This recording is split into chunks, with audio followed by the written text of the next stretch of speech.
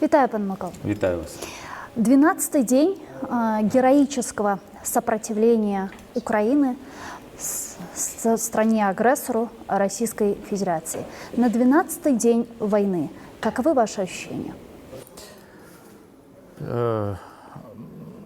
І трагічні, і приємні.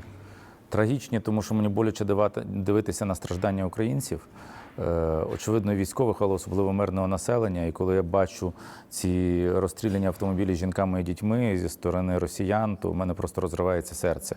І коли ти не можеш нічого зробити, щоб цих людей врятувати, хоча тут наша тероборона багато що робить для їхньої евакуації, для допомоги, але людей так багато гине, це просто катастрофа. Разом з тим я захоплююся нашою армією і захоплююся нашим народом, тому що тепер видно, що ми дійсно єдиний народ, єдина нація. Від Львова до Донецька, очевидно, з Сімферополем, із Судаком, із Ялтою. І що ми сильний, великий народ, який має майбутнє. Я бачу, що весь світ об'єднався для того, щоб нас підтримувати. І що на нас лежить дуже велика відповідальність за те, щоб повалити навіженого диктатора і змінити підходи в країні, яка стільки років нищила стільки народів. І українців, і кримських татар, але так само вводили танки, як ви пам'ятаєте, і в Чехію, і в Угорщину.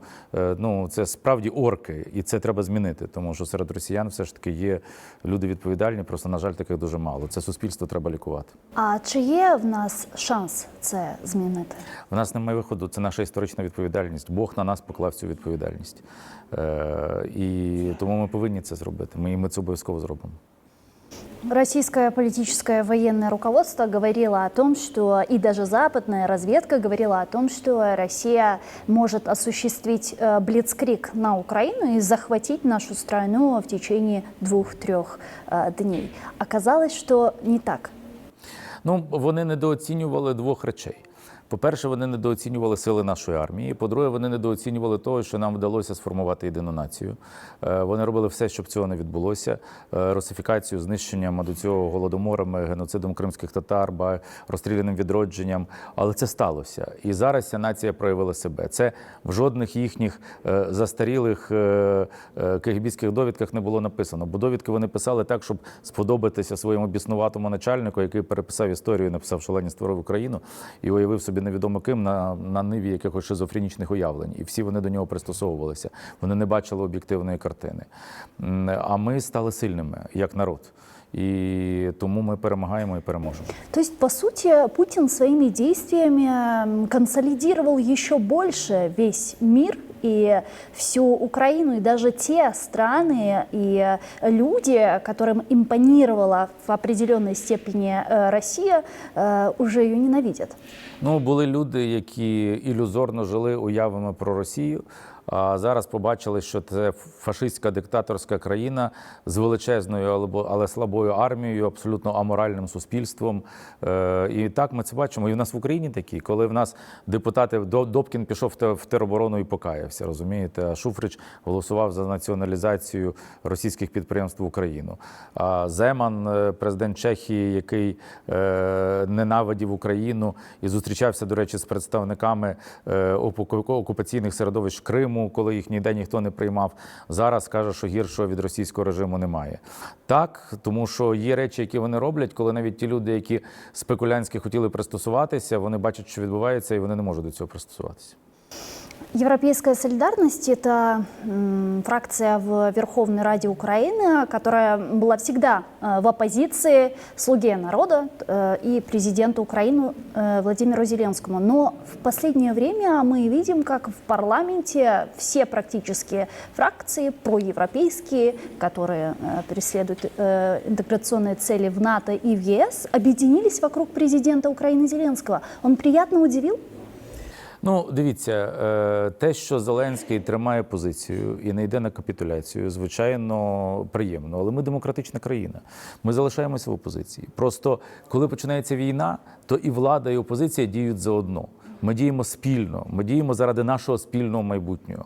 А потім, після закінчення війни, ми будемо висувати різні програми, конкурувати, люди будуть вибирати. Тому що ми демократична країна. Путін якраз хоче, щоб ми не були демократичною країною. І, звичайно, є люди різні у владі, є ті, хто чесно бореться, йде на фронт, і хоча вони були нашими опонентами, ми їх підтримуємо. І позитивні дії для України Зеленського ми теж підтримуємо, це абсолютно нормально. Але є речі, за які ми критикуємо. Зараз, може, ні, але намагаємося виправити ті якісь пробіли, які були. Ми їх всі бачимо, розуміємо, просто зараз не час про це говорити. Зараз час об'єднатися і бороти ворога разом.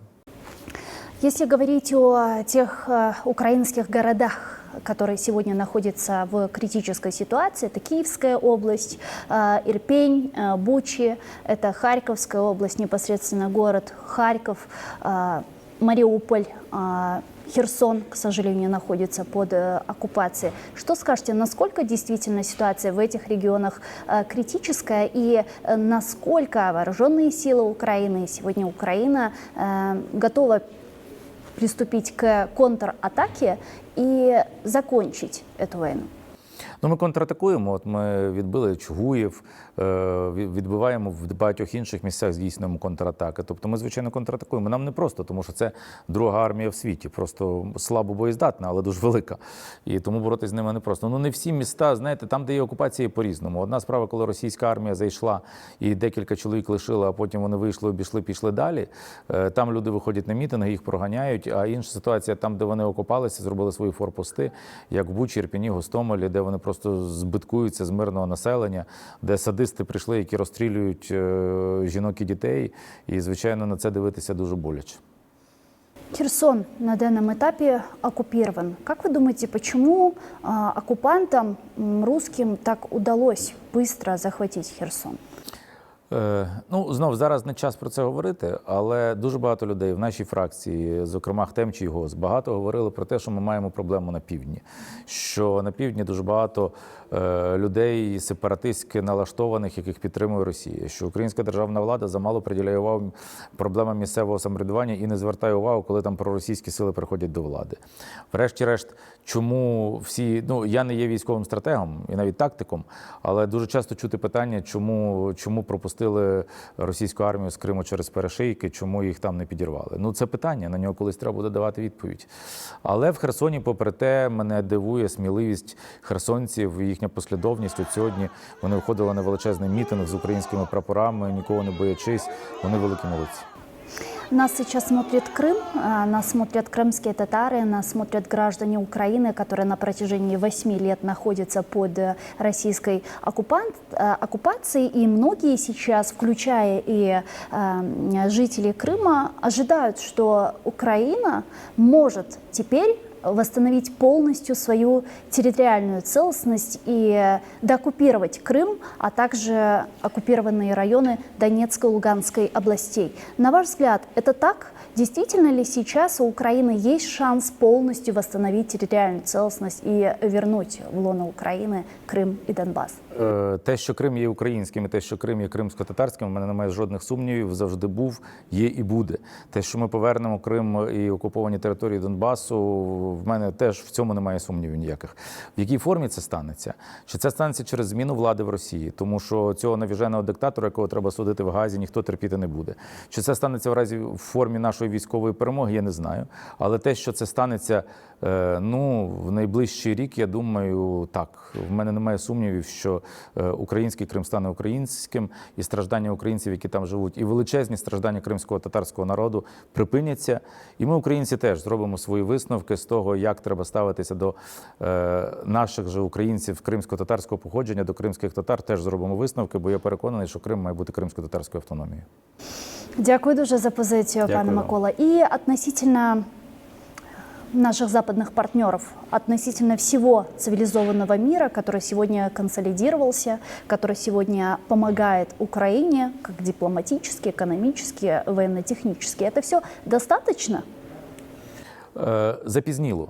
Тому що якби вони ввели такі самі санкції, як зараз, після того, як Росія анексувала Крим, то і Крим був би вже українським, і цієї війни не було б. Це в тому числі їхня вина. Тому що вони думали собі далі заробляти, що це якось минеться, і закривали очі на страждання України і кримсько-татарського народу. Це було неприпустимим. За те, що вони роблять зараз, ми їм дуже вдячні. Але нам би хотілося, щоб вони робили більше, тому що якщо вони і зараз Путіна не зупинять, то наступними будуть вони, і він піде на них ядерною зброєю. Думаю, вони мають зробити з цього висновки. Сейчас все говорят об острой необходимости закрытия воздушного пространства над Украиной. Вы знаете, что недавно президент Украины Владимир Зеленский очень жестко высказался по отношению к НАТО, можно даже сказать, проехался по НАТО в связи с отказом закрывать небо для Украины. Почему так? Почему сегодня страны НАТО, Запад не готов закрыть небо и не позволить агрессору бомбить украинские города? Лише тому, що Путін має ядерну зброю. Що таке закрите небо? Це значить пустити літаки НАТО в український простір і літаками НАТО збивати російські літаки. Це фактично включення НАТО у війну. Тому ми хотіли бути членами НАТО і хочемо зараз, щоб НАТО нас захищало. Тому це було нашою послідовною позицією. Але НАТО боїться, ці країни бояться там за себе, не хочуть вступати в війну. Я думаю, вони роблять велику помилку. Тому що, справді, якщо Путіну вдасться перемогти Україну, я в це не вірю, цього не вдасться. Але якби так сталося, а якщо б вони закривали очі, то теоретично таке може статися, якщо він ядерні удари буде наносити по території України, нам буде дуже складно вистояти, то вони всі будуть наступними. Тому краще це зробити зараз, ніж потім. Ну а на ваш взгляд, какова вероятность того, что Путин может применить ядерное оружие в случае вступления НАТО в сопротивление Я Украине? вважаю, що він без цього може це застосувати. Це навіжена людина. Я не знаю, що його стримує і яка логіка його дій. Думати, що сюди зайдуть танки, їх будуть зустрічати з квітами, і він тут змінить владу за один день, ну, очевидно, було наївно, але він же чомусь так думав. Може, він думає, що він атомною зброєю зараз рознесе півсвіту і всі йому здадуться. Ясно, що це не так, але він може так думати. Це людина, яка не приймає адекватні рішення. А как вы думаете, почему? То есть он полностью обезумел или просто стал жертвой своей же пропаганды? Диктатура завжди до такого приводить. Коли людина сидить в бункері, не слухає нікого, все залежить від однієї людини, і всі намагаються йому сподобатися, це означає, що люди йому не кажуть правду. Навіть в комуністичній системі рішення приймалися політбюро, а тут рішення приймаються однією людиною, розумієте? І це просто страшна небезпечна ситуація. Саме тому цю людину треба якомога швидше забрати від влади і забрати від нього ядерну кнопку. Но все диктаторы, как показывает история, кончали очень плохо. Какой конец ждет Путина? Ну, я людина поглядів демократичних, тому я вважаю, що це має бути безумовно суд, суд в Гаазі або Нюрнберг, а кінець треба робити такий, як робили тим, кого судили в Нюрнбергу. И, пане Миколе, для Крыма, для украинцев, для крымских татар, которые сегодня нас смотрят, что бы вы сказали? Каковы наши шансы и каков ваш прогноз? И насколько долго может продлиться эта война? Я згадав такий анекдот. Зараз не до анекдотів, але такий смішний. Колись про євреїв розказували, коли казали, що хто був раніше, єгиптяни і євреї. Два євреї між собою говорять. Каже, і що? Каже, і де тепер єгиптяни? Каже, а хто був потім? Каже, хто? Ну, інквізиція євреї. І що? І де тепер інквізиція? А хто був потім? Хто? Фашисти євреї. І де тепер фашисти? А хто зараз? Комуністи євреї. Що ти маєш на увазі? Просто ми вийшли в фінал. Так от я вважаю, що українці і кримські татари вийшли в фінал, і ми переможемо. Как говорил Ремарк, на войне без юмора нельзя. Це Спасибо правда. большое. Дякую Дякую вам. дуже, пане Микола. Слава Дякую. Україні. Героям слава.